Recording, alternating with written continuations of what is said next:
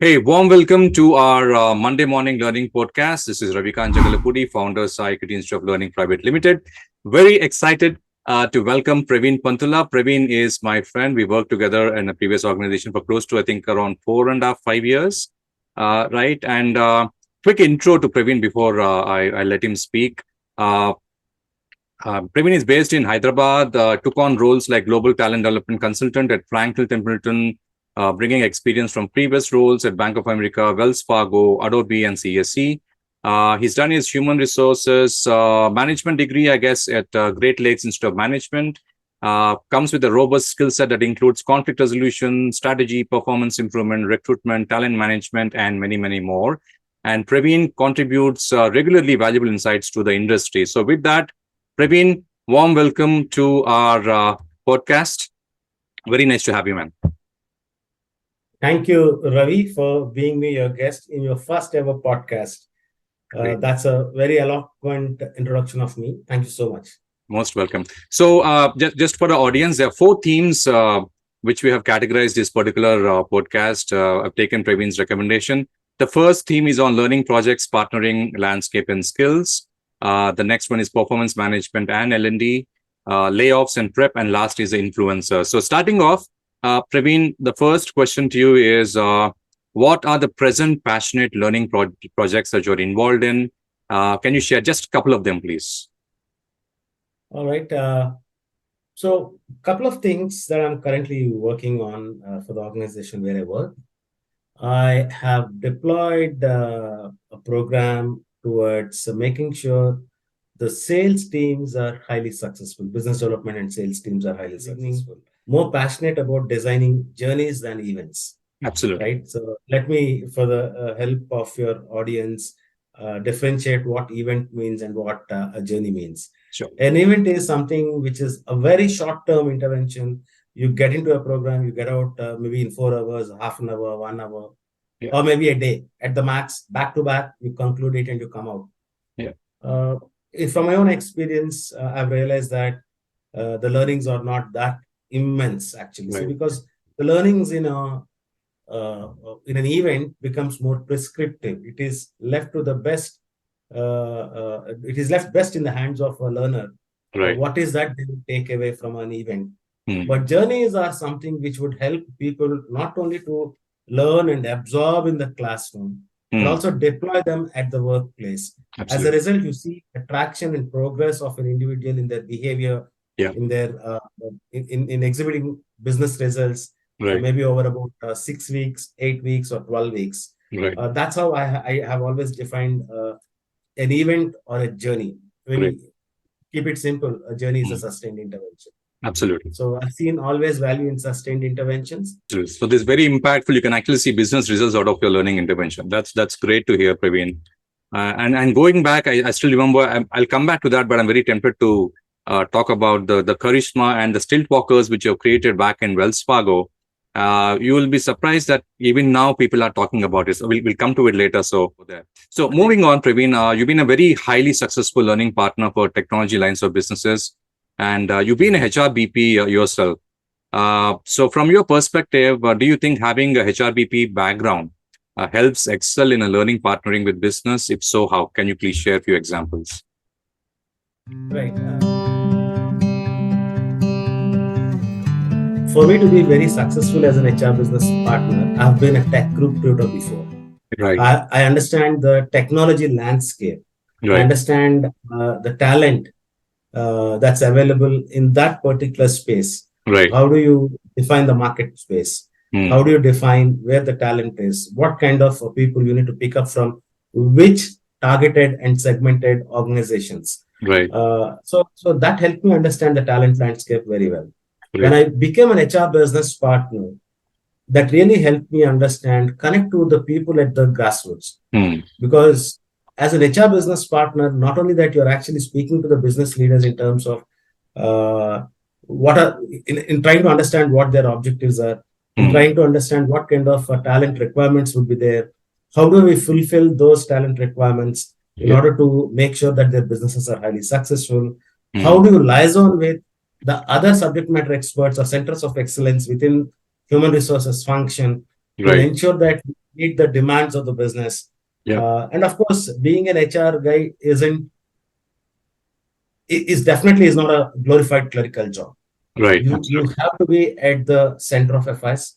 Yeah. You need to understand the business which you're supporting. Mm-hmm. You need to understand what's the competitive landscape that you have that you need to work with. Right. Then accordingly, you need to ensure that your businesses are highly successful by liaising with the centers of excellence, whether it is learning and development, whether it is compensation and benefits or recruiting. So these are the things, these are the functions which you need to closely work with to ensure the needs of the businesses are met. Great. But not just that. On the other side, you have people dimension too. You need to connect with people at every level in the organization. Absolutely. Please remember, Yeah. it's very hard for you to differentiate and distinguish between personal life and professional life. Yeah. In the families, you do have somebody to somebody's shoulder to on which you can lean on. Yeah. But at workplaces, not every time you may have or you should have. While it's a different matter altogether, engagement surveys like Gallup Q12 says I have somebody at workplace who I can bank on. Yeah. Right? I have a friend with whom I can consult. Things of that nature, but not necessarily that you can confide in everyone anywhere you would want to. Absolutely. Right? You as an HR business partner need to always ensure that those trusted relationships are built within the organization. Yeah. So that what comes to your ears, by protecting their identity, right. You need to tactfully handle those matters. Yeah. And at the same time, I always followed one advice given by one of my gurus in the past. I always carry those snippets of advices that I can give to individual at the back of my pocket, right? Or I always carry a list of things that I would have read, which I can recommend to some of the senior leaders in the organization, right? Hey, you know what? I've read this. Why don't you read this? This was quite helpful. In fact, a few days before, a friend of mine had authored a book called Intimate Leadership. He comes from a generation of entrepreneurs. He's a third generation entrepreneur. Ravi, you may be aware this brand called Brill. Yeah. The ink, fountain pen ink that you may have used. Yes. Right. Jairam Rajaram is a dear friend to me. Right. He is a third generation entrepreneur. He came up with a book called Intimate Leadership. So I read that book, and there are quite a good number of lessons that I thought I should share with some of my colleagues and peers in the organization. So you need to constantly keep yourself upgrading. You need to constantly keep reading new things. And sharing is the best way to retain the learnings. No, I still remember, Praveen. The thing is, your thirst for knowledge is immense. And I was a learning partner for operations while you were the learning partner for technology. I used to struggle a lot. I didn't tell you this before, but I used to struggle a lot working with you because you always had these creative ideas every day, right? Shall we do that? Shall we do this? And I was actually stuck to my own plan as such. So that's something is wonderful, and that's something which you carry even now. I think you learn by the day, and that's benefited across. The business is benefited. The learning partners are benefited. So wonderful quality you have, Praveen. No, thank you, Ravi, for remembering those moments. But see, being in learning and development, I always felt that it is important to be at a level ahead of your businesses. Absolutely. In fact, while you may not be able to define the strategy for them, while you may not be able to articulate the vision, but you should be in a position to see how soon can you latch on to the vision of that business? How soon can you put together the steps to execute their objectives? Absolutely. Right. And please, we need to recognize the fact that we are in a knowledge industry. Yeah. Right. How soon you can actually gather the talent to ensure that the business objectives are met defines the success of any organization. And my recruiting, close on to my earlier question, right? My tech recruiter experience has helped me be highly successful as an HR business partner. Absolutely.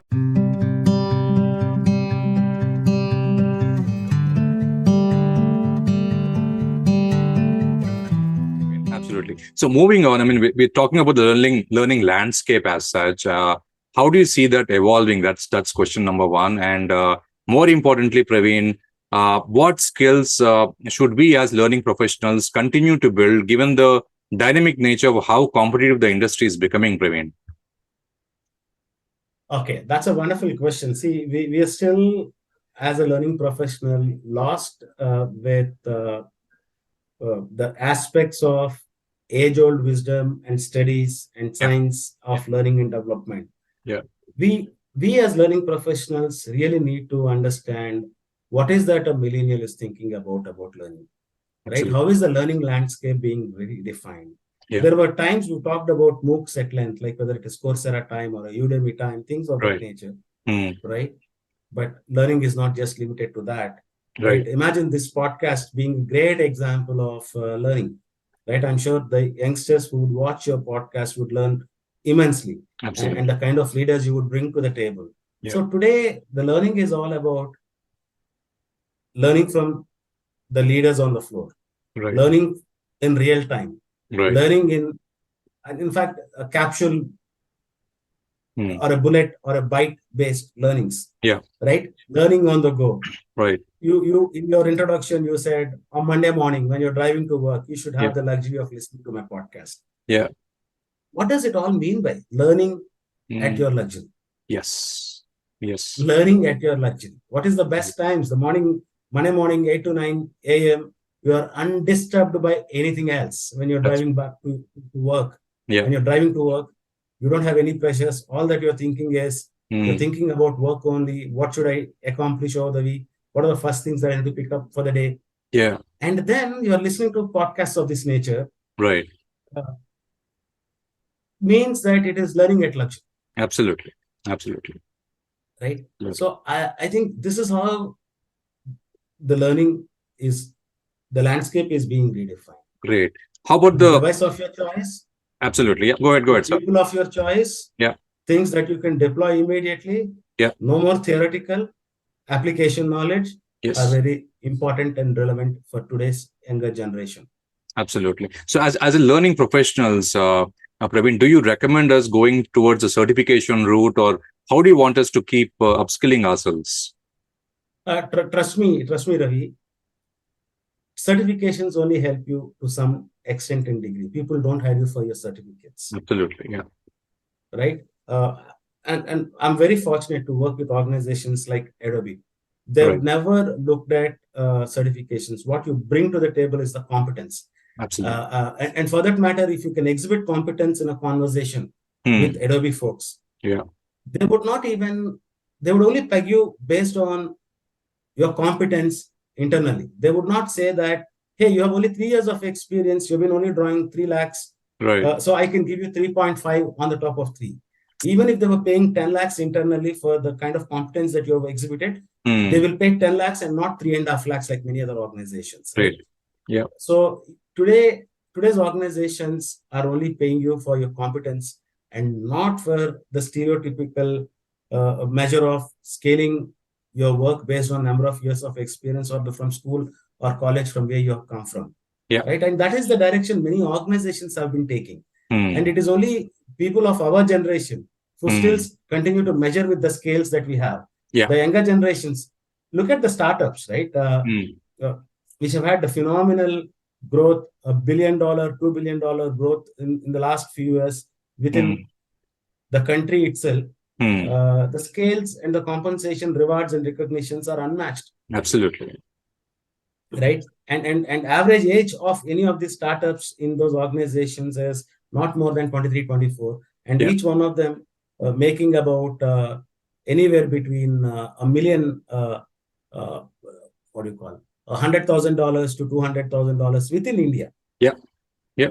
Right. Of course, there could be a combination of how the compensation is structured. Could be a fixed comp, shares, bonuses, variable pays, all of that. Yeah. But imagine the young generation who is aged between 23 to 25, making about 60 lakhs to 80 lakhs, which is immense, right? Absolutely. So I would say India as a country is no more a cost arbitrage country. We still need that. The global in-house centers that are setting up shops in India. Right. they're required to ensure, to make sure that we have the masses who are Right. coming out of colleges every year are absorbed for the economy, to boost the economy. But at the Absolutely. same time, for the talented young workforce, you need organizations who can afford to pay well, right? And I Absolutely. have personally known people who have graduated out of premier tech schools, B schools, opting to stay within India, Yeah. work for some time in some of the challenging organizations, Yeah. and wanting to start up their own entrepreneurial journey. So Absolutely. today it is all about how challenging the work is for the Right. right talented person. Absolutely, Praveen. Absolutely, Praveen. I think moving on, Praveen. I think what we have seen at least the last 2 3 years, we've been seeing in a lot of layoffs across larger companies, and forget about the small companies. Companies like Microsoft, Google. They're laying off people. So that's the new normal that we are seeing as of now. So that's given. According to you, Praveen, how does one prepare for a layoff? How should one prepare for a layoff? That's a very good question, I should say, an interesting question that people should be aware of. It's not just for learning and development professionals, it could happen to anyone. True. Right? Learning and development as a function should never be deemed as an enabling function or a support function anymore. Yeah. Learning and development functions are supporting the business. The moment your business leaders and employees in that particular business unit learn more, Yeah. the better they're equipped to deal with your customers and clients, and they Yeah. are able to make more money. Right? Absolutely. That's the reason we say, even if you go back to the age-old Kirkpatrick method, Yeah. what is the impact learning and development have at level 4 on the business, Absolutely. right? Yeah. And that is reality today. You need to really make sure that there is an impact on the business. So when it comes to layoffs, the word that you say Yeah. should no more be a taboo. It Right. is norm today, Mm. right? Mm. Businesses scale up and downsize Yeah. depending on how the business shapes up. Yeah. But if you have the talent, if you are really talented, I'm sure there is no dearth of opportunities for you, Mm. right? Mm. Mm. Number two, if you're not deeply passionate about the skill on which you work with, or Right. right, if money is your motive, Mm. there are multiple ways and means through which you can make money always, right? Right. Yeah. You have seen the mushrooming growth of the street side vendors selling food in and around the high-tech city.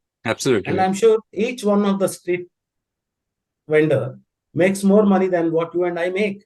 Absolutely. I'll give you one quick example now that you remind me. When I pick up Kusum after school, right, I wrote this in a LinkedIn post. You can see that. There's this guy called That's Vital. a Golgappa vendor. That's a Correct. Golgappa He's vendor making who, 3 lakhs when he's in full profit zone, and 1.5 lakhs when is not so profitable according to him. And when I heard that, I just and crashed my. not even a penny taxable. Absolutely. Absolutely. Absolutely. So a lot of, I think, to make money, right? I mean, any which ways we need to make money. I think, No, so my a friend yeah, of mine who is in the recruitment space, he told me two things: either you work for love or you work for passion, right. Yeah. money. Either Yeah. you work for passion or you work for money. Right? Absolutely. Decide what you're working for. If True. money matters, Yeah. you can make money anyway. Absolutely. If passion matters, Yeah. master the art of what you're working on. There is no dearth of opportunity for you. Absolutely. Absolutely. Point taken, Praveen. I Who think had the as most I influence on you professionally, that's number one. And who influences you personally, Praveen? see, to name a few, one person who is always there at the top of my mind, whom I pray every day. Mm. He is none other than late Professor Balabi Balachandran. He is a distinguished JL Kellogg professor. He was a distinguished JL Kellogg professor of accounting and decision sciences, Great. and also the founder of Great Lakes Institute of Management, Great. and the founding dean of that campus. Mm. Had a profound impact on me. Mm. He always treated me like his son in the family. He is my guru, whom I pray every day. Great. And that's the first person whom I can think of. Yeah. And like the other people whom I can think of are my first head of HR, who helped me understand the basics of HR, and helped me, like a child, put together the first few steps of my journey into human resources. One Mr. Anuj Kumar, the head of HR back then with Computer Sciences Corporation. Third one is Pramod Chandrasekhar, who did again a similar act when I moved from human resources into learning and development. And I was wearing always an HR business partner to think like a learning partner. And he's the one who said, Praveen, the hat you are wearing is not the correct one. To be an effective learning partner, you need to wear a different hat. What worked for you as an HR business partner do not work for you as a learning partner. Absolutely. And he's one person who has always had a firm belief on my abilities and my skills, and invited me wholeheartedly into learning and development. Absolutely. So I'm grateful to these three people on record. And in addition to that, I'm always grateful to colleagues and friends like you. Thank you. Right? Who always pushed and challenged me in terms of what else can be done. How I can be distinguishedly ahead of the pack. Right. Things of that. Right. So thanks to each and every one of those colleagues, my superiors, and who had a profound impact on my journey.